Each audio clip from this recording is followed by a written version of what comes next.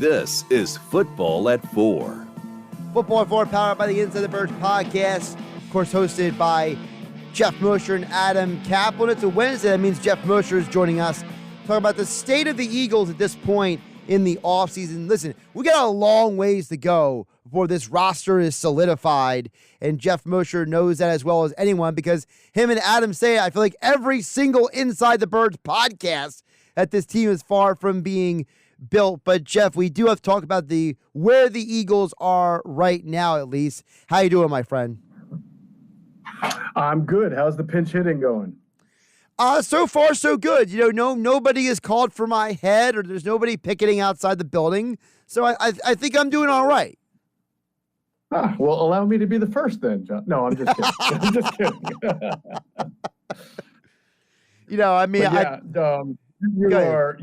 You make a great point as we get into the Eagles, Josh. It's hard for people to remember it because it's sort of a microwave society and immediate gratification. But some of the best moves Howie Roseman has made have come late May, June, and even at the end of training camp, whether it's a Ronald Darby type trade or another type of maneuver to bring in a player. They got Zach Cunningham last year, like 2 weeks into training camp. Not that he was great, but he was about as good as he was a good Eagles linebacker last year. So, yeah, there's a lot of time left. I did want to touch on two of the guys that they officially announced yesterday, that being the linebacker Oren Burks and the D-tackle PJ Mustipher, because these are not big-name guys, Geoff, but these are guys that kind of fit the mold what the Eagles done in the past, right, which is getting players who can add depth to the roster in case something happens. And it really feels like the Eagles are kind of making that transition from big, splashy moves to now fortifying positions on the roster. Yeah, I mean, a lot of moves that the Eagles have made more recently, I guess, like we were talking about, Oren Burks is a year, he's depth. Zach Bond is depth. Matt Hennessy ideally is depth. And I would think that there's still room to add a player who's going to be a significant player, whether it's trade market or maybe a safety, because right now it's a buyer's market at safety, Josh. There's still a lot of decent safeties that are out there. A guy like Julian Blackmon, who has started for the Colts for a couple of years, is still out there. Justin Simmons, everybody asks about him. He's still out there, right? So I'm not saying you can't land a starter or an impact player at this point in free agency. But for the most part, the guys that they've brought in, like Devontae Parker also, are to add depth and to compete to make the team. And they've made it clear, Josh, that whether we like it or not, right, that they're going to play younger players that they've drafted, guys like Jalen Carter, guys like Jordan Davis, guys like Nolan Smith. They are going to give these guys an opportunity. Sidney Brown will come back from an ACL injury at some point, and we'll see what he's got. But they are sort of turning the page as they move away from the Jason Kelce's and the Fletcher Coxes, who have always been there and always given you 100% of the reps, almost all, or well, for Jason and Fletcher, a significant rotational piece. Milton Williams will undoubtedly see an uptick in playing time because of no Fletcher Cox now, and he'll get more of an opportunity. So they've made it clear that they're turning over a lot of their snaps to younger players. You mentioned about safety. It's something that a lot of people they're conflicted about, Geoff, because of the fact that, there's a group of people who like C.J. Gardner-Johnson being back. So, we got that figured out, but still, no one really likes the idea of Reed Blankenship being the other safety. And Sidney Brown, who knows when he'll be back. And even when he does come back, he probably won't be 100% back to himself. So, do you expect the Eagles to then bring in multiple guys to maybe try to put in there? Or do you think they want to zero in on one specific guy to have next to CJ? That's a good question, Josh. I don't think they're just going to bank on Sidney Brown coming back and being 100% ready to go, right? So I feel like they know they need depth in that area. There is still the draft. It's not a great safety draft, but there's some guys who can play. If you're going to play C.J. Gardner-Johnson as a nickelback, right, and you're still in a nickel or a dime situation, then you need two safeties, right? Because technically he's your nickel, and you still, unless you're going with a different kind of look, a more cornerback heavy dime. But so that's why I would imagine they're still involved in the safety market, and maybe not just one, but another. It's interesting because, we heard so much from you guys on the Inside the Birds podcast and other people who cover the Eagles, Geoff, that the Eagles really like Reed Blankenship and they really like what he's done in training camp. And, now going into this offseason, it feels like, he's almost like a forgotten man in some ways, where it was like, I felt like every time I listened to you and Adam on the Inside the Birds pod, it was, you guys were saying, look, we're trying to explain to you guys the Eagles really like this guy. And it's like now it's almost like, oh, yeah, that guy over there. I mean, I think we've tried to do two things on Inside the Birds, and that's sort of make people understand, as you were mentioning a couple of years ago and then even into last year, the Eagles really like Reed Blankenship because they are clearly have gotten more out of him that you would normally expect from an undrafted free agent. I mean, he started the playoff game for him 2 years ago, right? So he became the first undrafted rookie in team history to do that. So already he's a success story. If he never plays another snap, he's already beaten the odds. But at the same time, what we've tried to say more recently is that you saw what happened last year when he was thrust into too prominent of a role for a guy who's probably best used as a number 3 safety. And so that's why it's important that the Eagles upgrade that position, because let's get Reed Blankenship first established as a really good situational number 3 safety and let him develop to see if he can then become a starter. It reminds me of when the old heads will remember this, but Quentin Michael was an undrafted free agent that the Eagles had for a couple of years, and he had to work his way up on special teams. He didn't really get the starting job handed to him either. And in fact, in his 4th year, when he started to really prove himself a little bit, they started a draft pick named Sean Considine out of Iowa. And it took like 5 or 6 weeks because Jim Johnson really wanted this draft pick to play, and Iowa defensive backs and all that. And finally, it was just becoming clear that Sean Considine wasn't better than Quentin Michael. And then they got Quentin Michael as a number 2 safety next to Doak. And then Quentin Michael grew. And I think it all happened a little bit too fast for Reed last year, going to a starting safety right off the bat in year 2 after making the team as a rookie and only playing special teams. And then by the end of the year, seeing some time on defense. Talking with Geoff Mosher, of course, co-host of the Inside the Birds podcast, writing over at InsideTheBirds.com, at Geoff P. Mosher on the Twitter X platform, joining us here at Football at 4 on 97.3 ESPN. Geoff, one of the things is you mentioned C.J. Gardner-Johnson as a safety/nickel. Adam on yesterday was talking about how there's still a deep nickel market out there for nickel cornerbacks. Do you think that the Eagles are going to then go out and get one of those guys to kind of maybe not ask CJ to play nickel corner as much? Probably. I mean, they did groom a bunch of guys last year, whether it was Eli Ricks for that role. They do have Mekhi Garner, who they auditioned in that role a little bit. I personally think, that on a 1-year prove-it deal with very little guaranteed money, it would make a lot of sense to bring Avonte Maddox back. And I know everybody's going to say, oh, he's hurt. Adam and I detailed the entire list of nickel corners in free agency, right? The best one was Kenny Moore. He re-signed with the Colts for a pretty good number, right? Everybody else, you could literally say, this guy's always hurt, that guy's always hurt. It's the nature of the position. You're a nickel corner. You're basically like a starter, but you're inside, so you're battling a physical receiver. You have run fits. Teams like to run out of 11 personnel, so you're on the field against a lot of runs, and you have to be there in the tackle, in the mix. So it's a position that lends itself to getting hurt a lot. Maybe not as much as Avonte's been hurt, but the point is, if you're going to sign a guy off free agency right now who already has somewhat of an injury history, might as well bring back a guy who plays at a pretty good level when he is healthy and knows your defense, knows your structure, knows your locker room. There's also a lot of corners in the draft.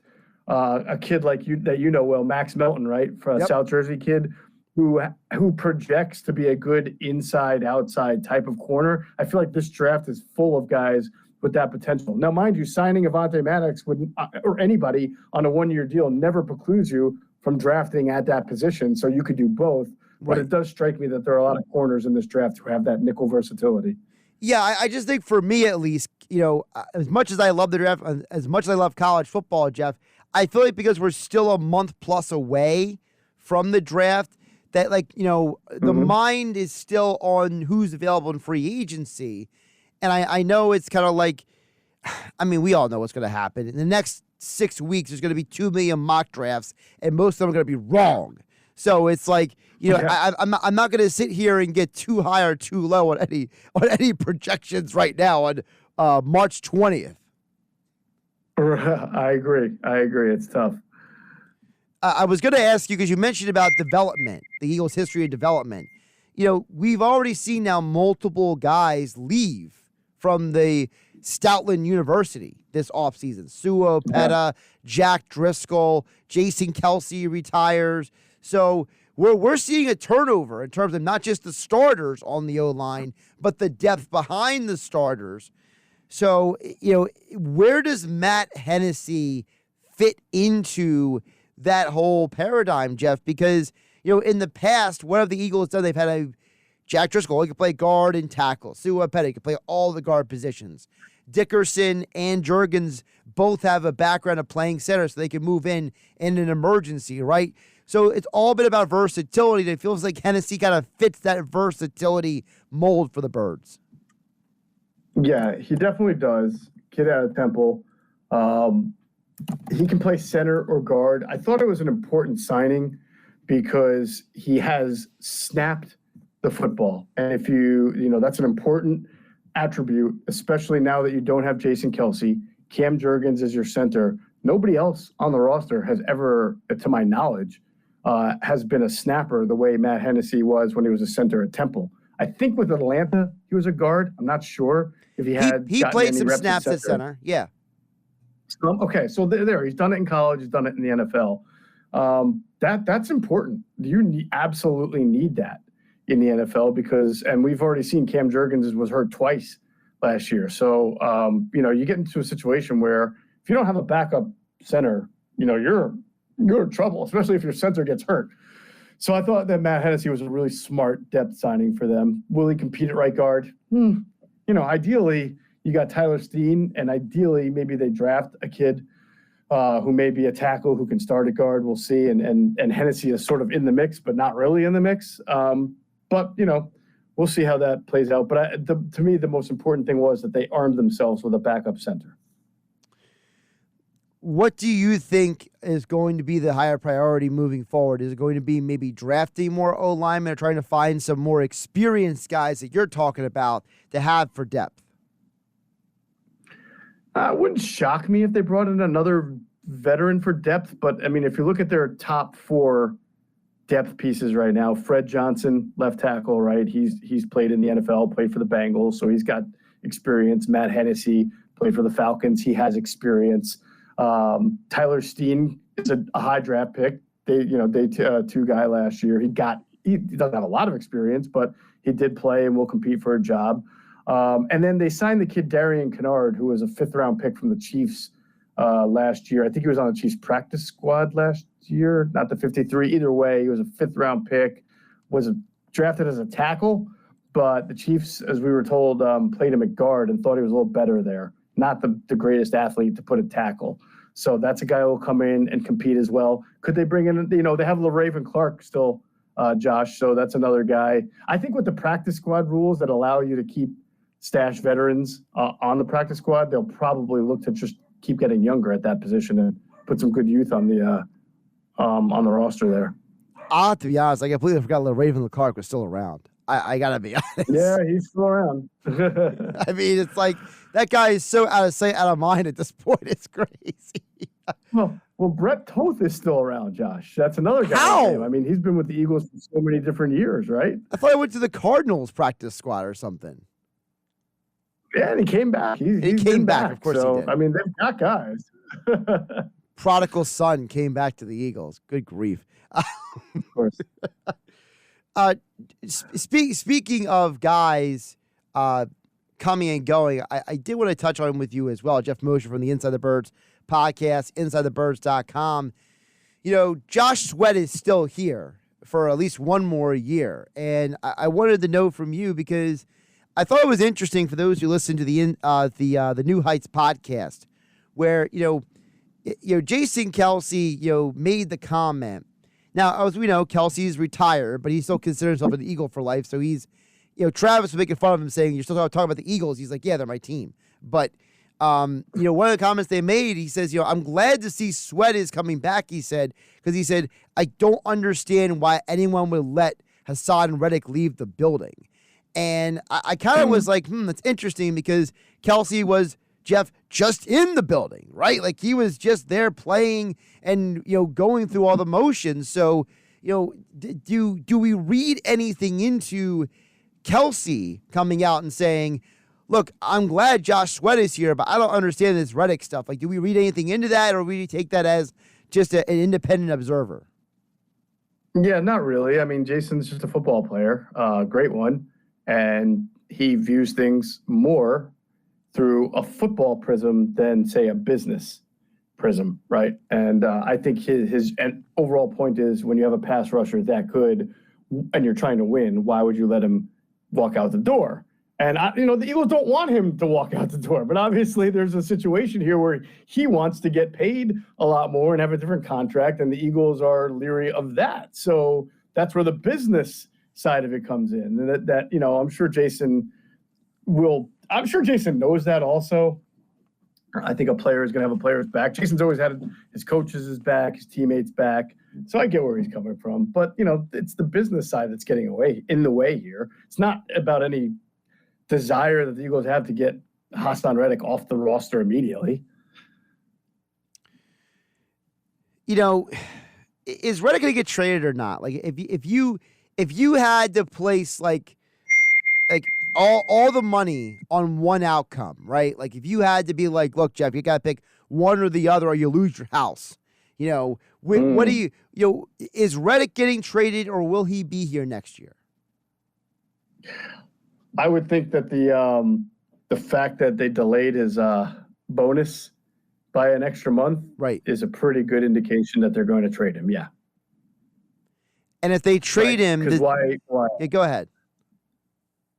No, I was just gonna say, like, why would both sides agree to that unless they felt like that was going to happen? Gotcha.